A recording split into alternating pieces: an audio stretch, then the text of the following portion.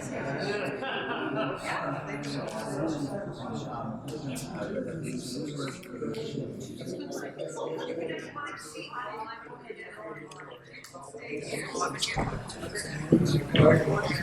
everyone. Well, we're very fortunate today to have two of our esteemed jurors joining us to give a talk about their perspective of some of the specific works in this show. So we have, first off, will be Nancy Burns, who was a juror last year as well, and she serves as Associate Curator of prints, drawings, and photography for the Worcester Art Museum. And we also have Jim Welu, who is the longtime director of the museum. Recently retired. I hope enjoying your retirement and finding plenty to do. So we're going to let Nancy go first, and she's going to be talking about some of the photographic works in the exhibit. So let's give her all a round of applause. Thank you.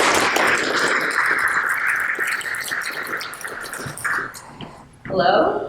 Thanks for coming this evening, especially since it's kind of the beginning of it finally being cold. I have been told that this is meant to be somewhere between semi-formal. It is a semi-formal engagement in that I will be talking, but I would like to encourage any of you who have questions, comments, to be able to interject, because we're trying to keep this fairly brief, so I want to make sure you all have a chance to talk. We were told that we could approach this to a certain degree fairly openly, and I thought that what might be nice is to choose a group of, I think I have 7 photographs that I've chosen from the group, and talk about what I find compelling about them, what I feel, what caught my eye. Because at the end of the day, I look at hundreds of photographs a week. Hundreds. And I look at hundreds of very good photographs each week. So the question is, what's that little thing that makes me stop after I've been looking at a whole bunch of photographs and think, oh, you know what, that one's kind of nice. So I start here with Sarah Lyon's work, Float. And one thing that is, for me, something that I really love is taking something, a context that's traditional, and doing something unexpected with it. So in this case, what I like that it is a portrait, but it's, she's obscured the signature aspect of most portraiture, which is the face.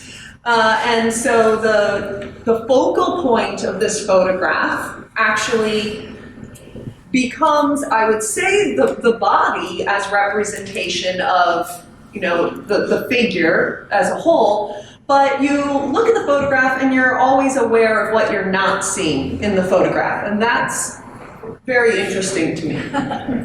Oh, well, all right then. Well, pause for a movie now. One other thing that I also like about her work, because as I recall, Sarah Lyons won last year, I think she's spectacular in her use of color, because she uses bad colors, and that's always very interesting to me. That really kind of hard yellowy green, that is a very hard color to make work. And she also used another kind of challenging yellow last year in a photograph of a young boy in a bathtub. I always, that kind of sensitivity to color is very hard to find, and something that I think she does very well in her work. Well, let's see here. Let me talk broadly about some things that I'm interested in. I talked about how this is me also. I found it's very interesting when you're on a jury, because the other 3 jurors for the photography group are all practitioners. So I'm the one who was not a photographer. I fall into the position, I guess, of scholar/critic. And the things that people note, the eyes that you bring, are different. And I learn a lot whenever I'm working with practitioners, and I feel that they sometimes hear me say something and say, "Oh, I hadn't thought about that either." So one thing I did say is I like the unexpected. So I just, to any photographers out there, there's the photograph that you always see. It's Vermont. It's a covered bridge. It's the most beautiful day of the year. There's, the leaves are falling. There's a creek underneath, and there's not a soul. And you think that you have found the perfect photograph, and you're so grateful that you've captured it. And I say, that'd be great for a travel guide, put it on the brochure for Come to Vermont, but it's not interesting necessarily. What would be interesting is if there was then some giant dumpster that was thrown in, because it disrupts everything you expect out of an image like that. And you, again, it's almost, in that case, with the inner tube, it was, I keep being aware of the fact what I'm not seeing. And then in the case of something like a dumpster that's in a perfect scene, you're constantly aware also of the thing that you are seeing that is disrupting the thing you want to see. So I'm not saying that that's always the case. You'll note that one of the winners had one of those kind of perfect photographs that you would see, when you visit Iceland or something. So I'm not saying that that's not something, I'm against the perfect photograph. I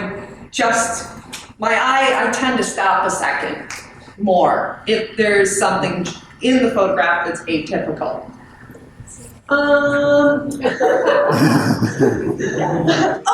One of the photographs I was going to talk about, and I think it was the next one, is Anne Green's fern, which is actually on the wall there. Doesn't help anyone over here. Okay, so this is a case. When people do photographs that are these really tight shots, zoom shots of a bird or a flower or a leaf in this case, that's when I do think you kind of have to be perfect. That is the other side of the coin, which is why I was going to talk about both of them. Anything that would have been, why I like this one because it's perfect is because it becomes something else to me because it's so perfect. I mean, it's taken on this incredible tactility. I of course know it's a fern, but it also seems like it could be some other plant. It almost takes on a narrative quality to me. I really love the tactility of this. When I tend not to be as drawn to super zoomed in photography, but so what I do like is that the focus is perfect, the tactility is there. It is, if you're going to try to do something that is perfectly geometrically balanced, it has to be perfectly geometrically balanced. If this had been off even by a millimeter, it would have been ruined as far as I'm concerned. Also, it has a really wonderful sensitivity in terms of contrast. There's just enough black in this. Do you see? I mean, I'm kind of hard to see maybe, but it's almost all green, but there's just enough black that it gives it depth.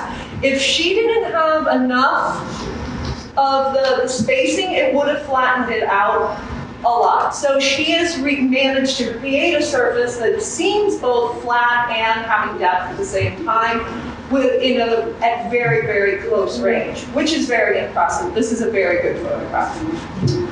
Okay, Matt Reynolds, is it? Matt Reynolds. This is, I'm told, a photograph of Norway, and this is the perfect photograph that would go into the travel guide. And, while I may have said that I tend to be drawn initially towards things that are a surprise, I'm not blind to a perfect photograph either. What I really like about this photograph in particular is, the lighting is perfect. technically it's very good. The printing is very good. But also, having the red houses. Oh, it's back. Tricky. Okay. Nothing's in order anymore. We're gonna do what we can. Okay. We talked about Anne's work. I think that we can go forward. We can go back. Okay, we'll just do this. We'll do this. We were talking about this. We'll stay with this. So of course, it's in perfect focus. The lighting's gorgeous. It is the person got up early enough in the morning that there's no one else around.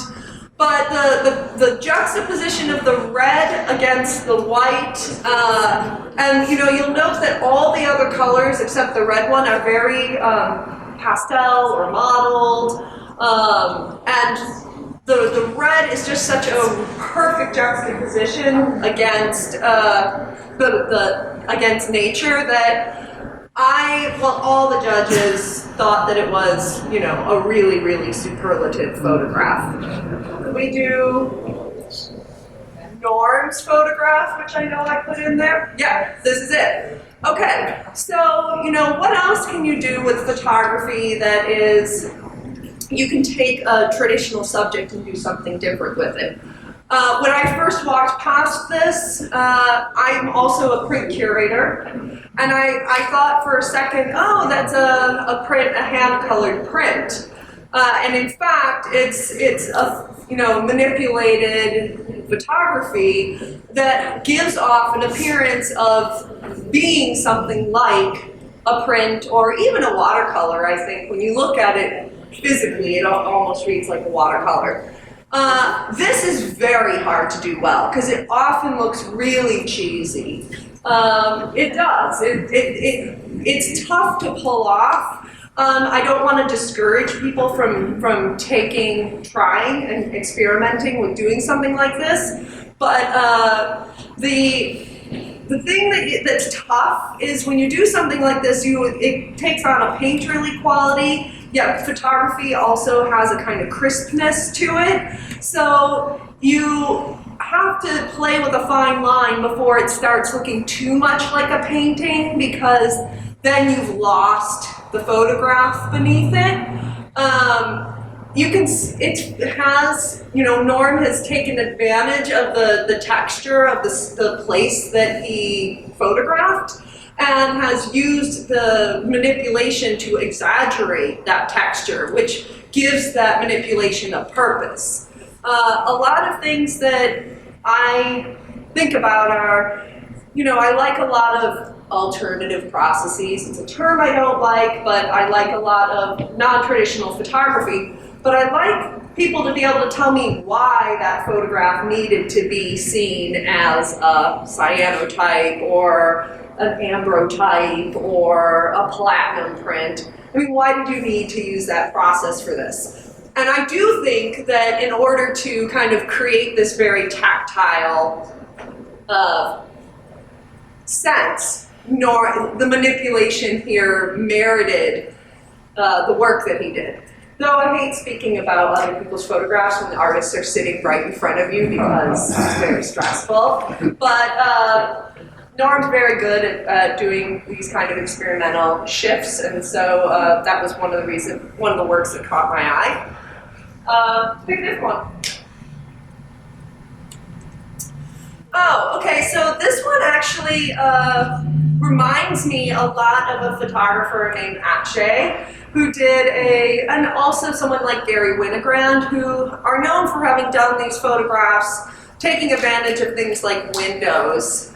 And doing something with a reflection in and of itself is fine, but do you see how Ms. Norman created so many different cool planar surfaces here? So this portrait really seems to kind of hover in space.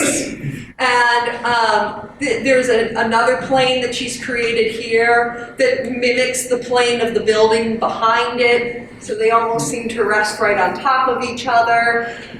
You have, the actual photographic portraits that are down in here. So I think that another thing we're thinking about with photographs are, does your photograph have a story behind it? And this one has both, I think, interesting open possibilities for narrative and stories, but also it really does work with geometry in a very interesting way. And I think that if she had allowed, you can see there, the reflection still continues up there, right? And what's really great about way up there is it almost looks like it could be a billboard that's attached to the top of the building. I mean, it's a pretty sophisticated and smart photograph in terms of spatial reasoning. I'll take another look.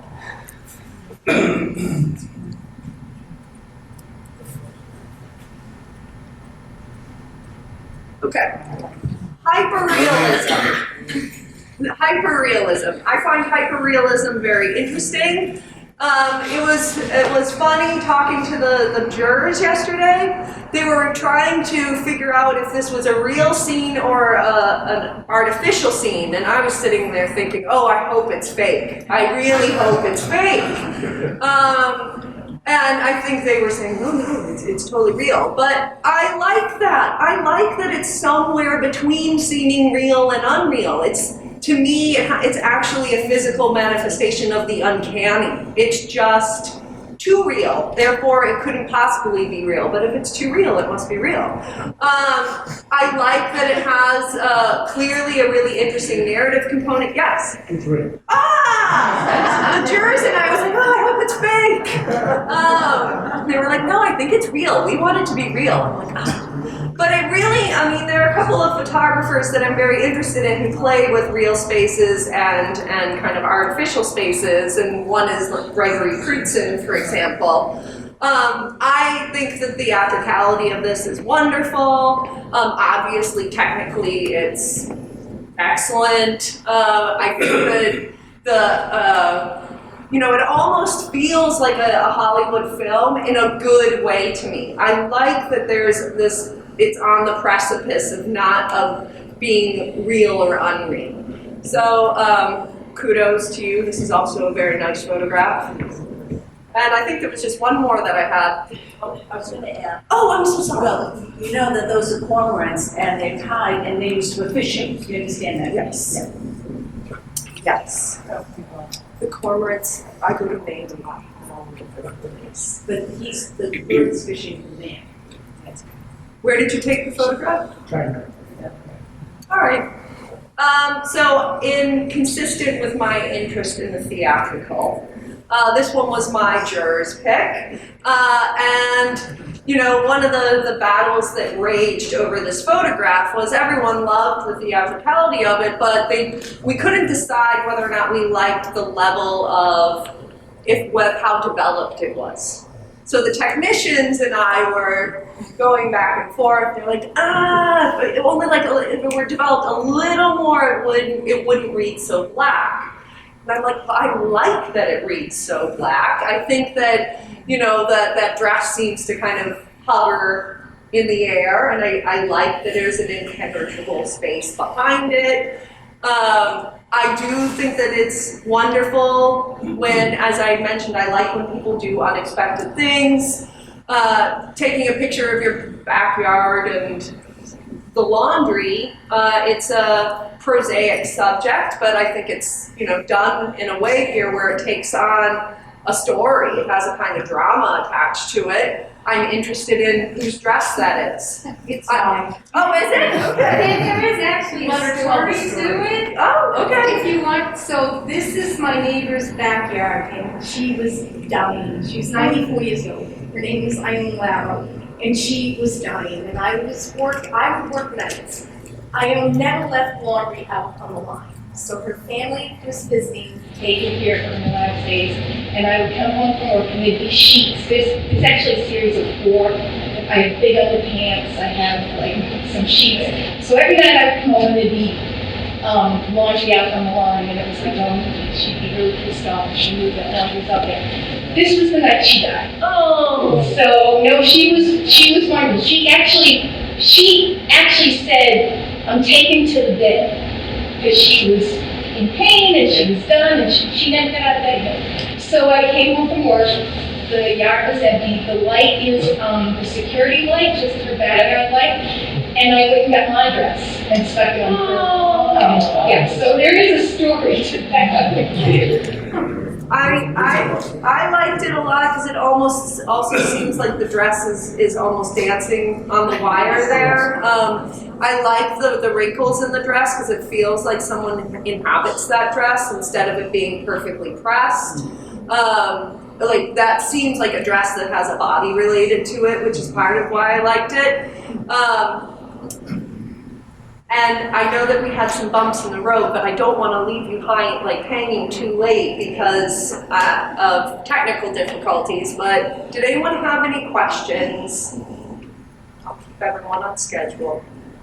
It was great. Okay, thank you very much.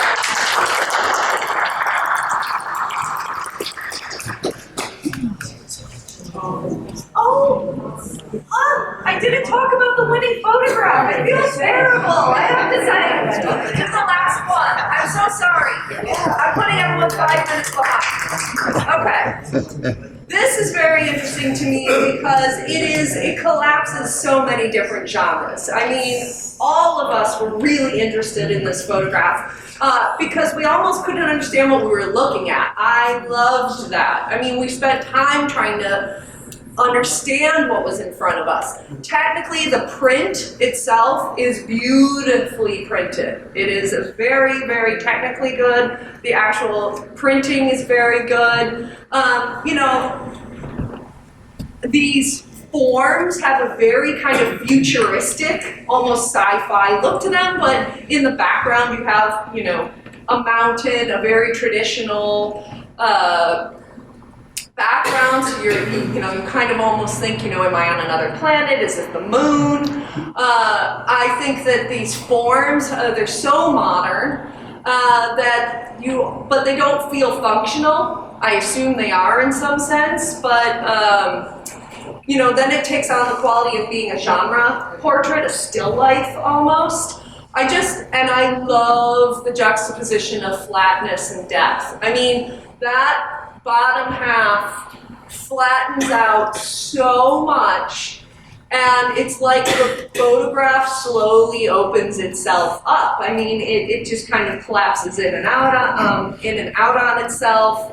The use of midtones, getting midtones like this is not easy in photography. It's a really, really nice photograph. So I apologize that I forgot to talk about this one.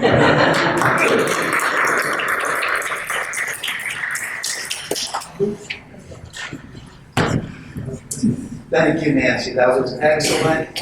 Wonderful to have you here this evening. And now I'm delighted to welcome Jim Welu, who's going to tell us about some of his favorite paintings that were in the exhibit. So, Jim, thank you.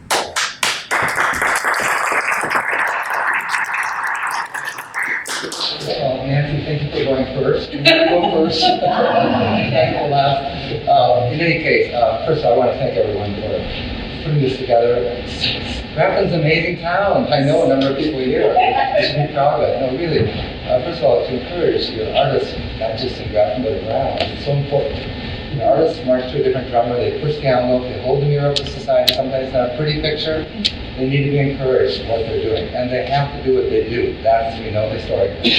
And I also want to thank you for all the work that goes into it. So, Nancy and I know as curators, it's a lot of work. It's a lot of work, but the reward is great, and the reward goes on. So thank you so much. Yeah, it was a pleasure to work on, or to jury the show, and with two other people. It's always a challenge. As Nancy said, we don't always agree. Art is very personal. In fact, the two other jurors were both painters like myself, and full-time painters as they are. I went on and directed art museum and curated. But we agreed and disagreed, but we were very happy with the final ones that we came up with. And let's begin with this, which we thought first prize. There's always a lot of portraits in a show like this. It's a field that I'm very interested in, a special field of 17th century Dutch art. That's when so many of the works that you see in a show like this came on the market, because that's when the market that we know today began, when artists were working primarily for people like you and me, not no longer the church and the state. And so portraiture is such an interesting subject. You've got three people involved, right? You've got the artist, the sitter, and us, the viewer, and we're never the same.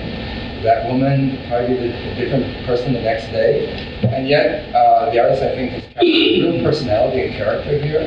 I think we feel they know her from many ways, just the way they propose, what she's wearing for sure. There's a character here, and then it's just an incredibly beautiful painting. In the tradition of the great portrait painters, starting with people like Franz Hals, you know that bold brushwork. People like Zorn or Sargent into the 20th century. And it is that brushwork that we love so much because there's a temporary quality about it. It makes the painting, the person in the painting come alive. If that were very detailed, it wouldn't have that living, breathing quality that we associate with the movement of brushwork there. And then look how she composes it with light on the right, dark on the left, and then the light on the face on the left, and the dark on the face. All of that so carefully constructed. Here's an artist who really is good at portrait painting. And to leave, the white there, not to finish it, it's so wonderful.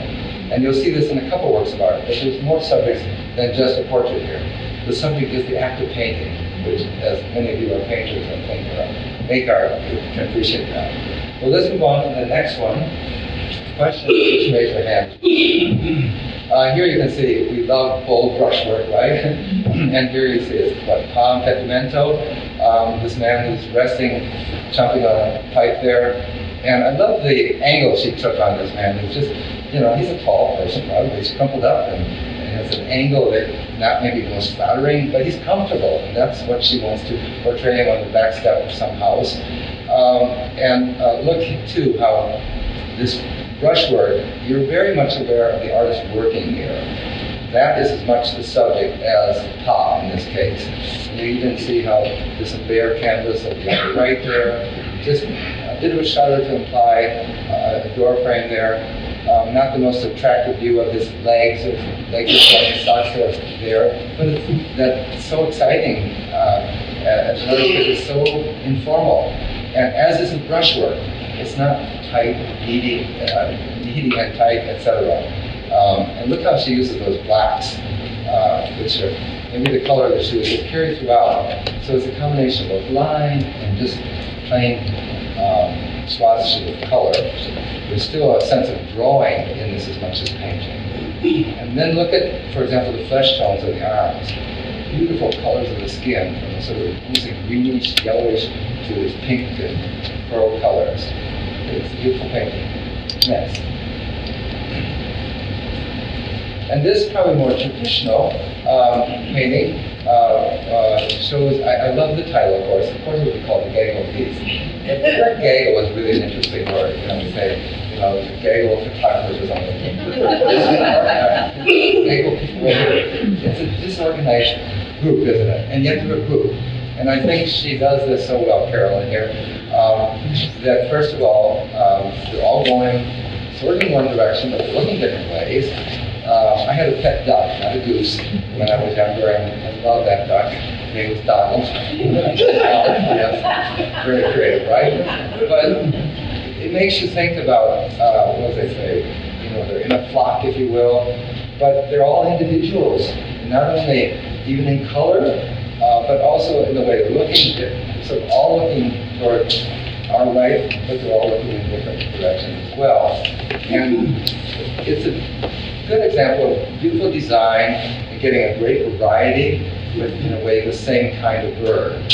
But it's also how it's painted, quite freely.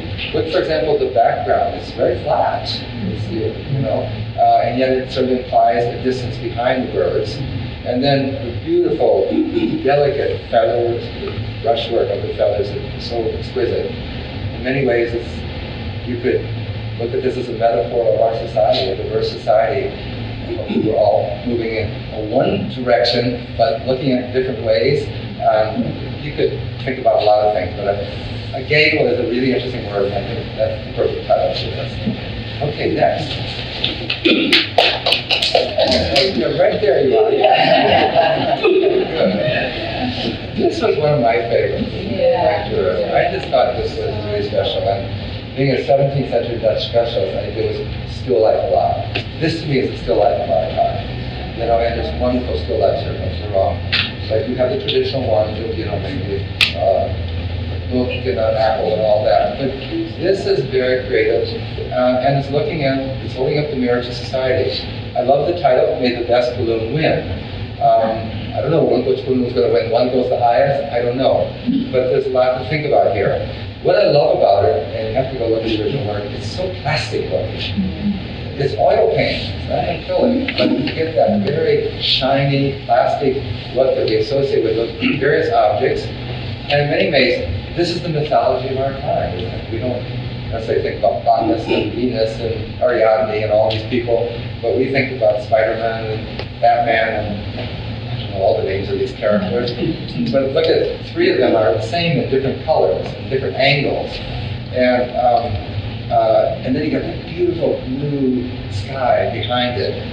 Also interesting is just a few lines that show that these are tethered on strings, which it's not overdone, but it's enough to show that someone manipulated these.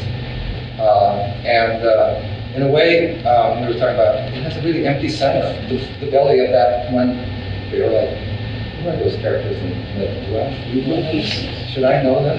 Okay. I thought, well, there's 3 of them there, and they're sort of like in different colors. And that too is so fascinating.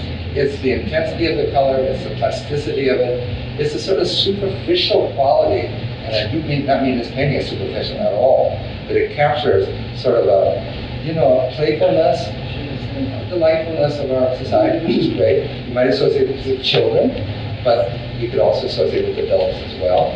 Things that we pursue. I think it's great. And I love square paintings. You don't see square paintings at all. Usually it's a portrait, as we call it portrait of landscape, because it gives you one direction to start going in. Squares, you face a square canvas sometimes. It's challenging. I always think about what I call painting at the Art Museum, which is now in fact, Nancy Burns wrote her, didn't you create her show recently? It's a square painting, it's fabulous. Come to the museum and see it. But here is an artist showing an image of our own time. I also love the tail of the little horse there, with the rainbow color. Just there, and then you get this rainbow color throughout the whole canvas. Next.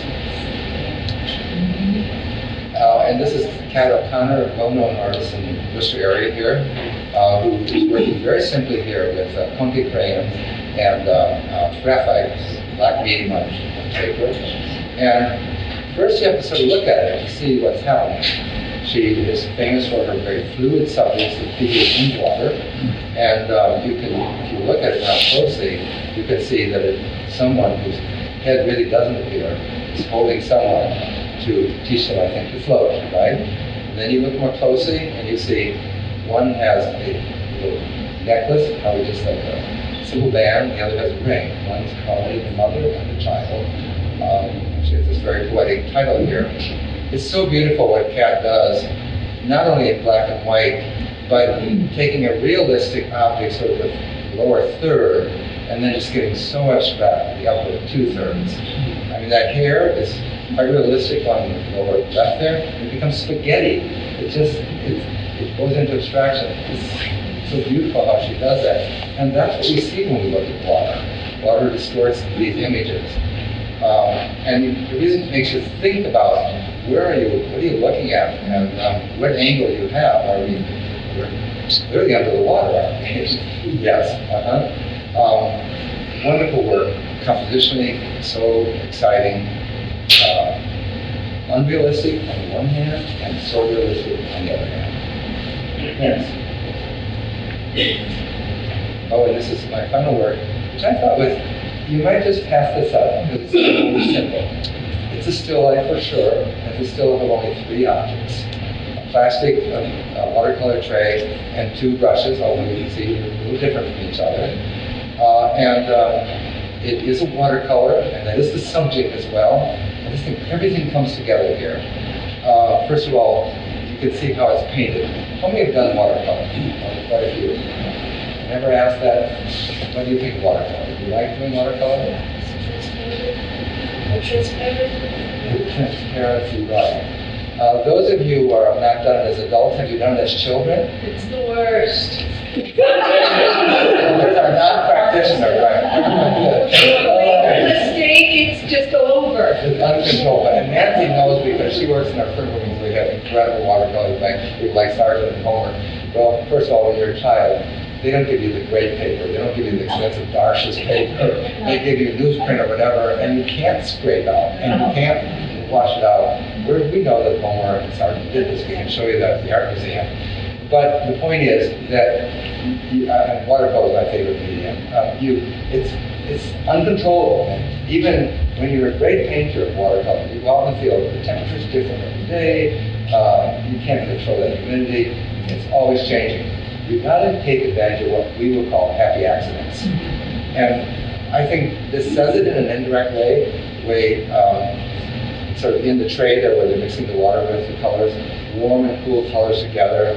In fact, the best exercise I ever did as a watercolor when I was in college is just take two colors, umber, maybe brown and blue, and just see all the colors you can get with it. And as you say, the transparency, the white of the paper is coming through. This artist is taking advantage of it. And what I like the most about this, it's not tight and needy. If it were, it wouldn't convey that spontaneity we associate with watercolor. Love the angle of it, and just everything about it. So that's what we decided about. Okay. Any questions? Okay. Yeah. Okay, and the characters you show on the balloon with number what are called Teletubbies? What is it? Teletubbies. Teletubbies. In the show with the young children, the Teletubbies. Yeah, very cleverly acted. That's why most of us don't know it. Great, thank you for informing me. Okay, isn't that wonderful? I would like to ask you a question. You talked so much about the spontaneity of that watercolor picture and really like the freeness and looseness. What about the watercolors that are really very tight and loose? Do you kind of stay away from them as you're judging? You don't like them as much? You really like the spontaneity better? No? Could you address that a little bit? Yeah, sure. No, some very tight. It depends on sort of what it relates to the subject that's being done, and the originality of it. I do think you talk about watercolor in particular. Watercolor in particular, yeah. I think you have to respect the medium. And one of the advantages of the medium is its transparency, and that it is fluid quality. Sometimes, and I can tell you, top watercolor I've done well by a lot of things. I've done very tight ones as well. I think one of the challenges of watercolor can get very techniquey. You know when I say that? We all want our brushes that make class, brushes that make. And I think we get too much hung up with the technique rather than just expressing themselves. And that's what I love about the ones you saw, that nothing fancy about how it was done, but it says so much about the subject. So it's hard to make a blanket statement about that, and I appreciate your question, but it really depends on how it's done, what's being done, etc. Yeah, no, any other questions for Nancy or me? Well, thank you so much, and thanks to all of you.